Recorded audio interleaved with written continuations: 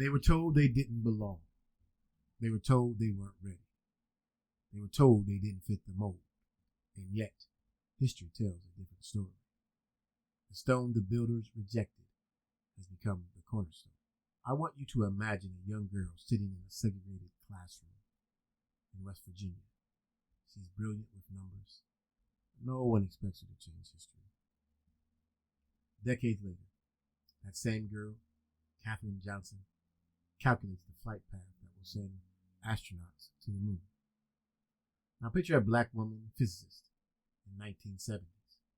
She's one of the few in her field, dismissed by colleagues who don't see her as their equal. Today, Dr. Shirley Ann Jackson's research is the foundation of fiber optics and caller ID, technologies we rely on every day.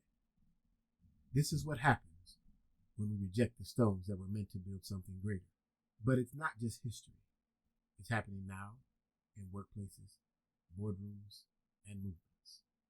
Let's talk about it. Inclusion is not about making space at the table. Inclusion is about reshaping the table itself. Inclusion is not about being seen.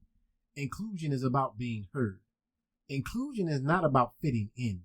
Inclusion is about standing firm in who you are. Let me tell you about Dr. Erica James, the first black woman to become the dean of Wharton Business School. A historic appointment. But what happened next? She faced skepticism, not about her qualifications, but whether she fit the traditional image of leadership. And yet her leadership expanded Wharton's impact. She didn't just sit at the table. She changed the way the table functioned. Too often, organizations say they want diversity, but what they really want is for different faces to conform to the same old system.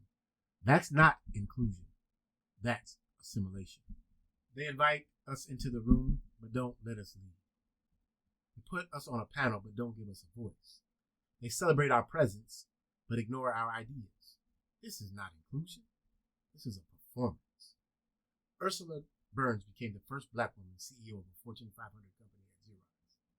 But here's what's revealing. After she stepped down, there was no black woman CEO in a major company for years, because diversity was treated as her achievement, not a shift in the system. Think about that. One black woman leading a company should not be an exception. One woman of color in leadership role should not be treated like a victory. That's tokenism.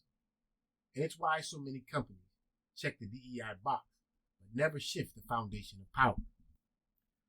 Real leadership is not about making room for others.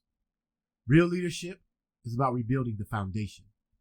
Real leadership is not about having all the answers. Real leadership is about listening to those who've been ignored. Real leadership is not about who gets invited. Real leadership is about who has the power to shape the future. So who are the rejected stones in your world? Is it the woman in your office whose ideas get brushed aside until a man repeats them? Is it the colleague who speaks with an accent whose intelligence is underestimated? Is it the activist that's dismissed as too radical until their ideas become mainstream years later? Look at the spaces you're in. Who's being overlooked? Who's being silenced? Because too often, the very people we reject are the ones holding the solutions we need. Look around you. Look at who is being overlooked. Look at who is being dismissed. Look at who is being silenced. Because the stone the builder rejected may be the one holding everything together. So here's my challenge for you today. Think about the spaces you move in, your workplace, your community, even your relationships. Who are the voices that get pushed aside? Who are the people who have to work twice as hard to be heard? Real inclusion is not about optics. It's about shifting power. And that starts with seeing the value in those the world has tried to reject. Until next time, stay compassionate, stay intentional, and keep building something that lasts.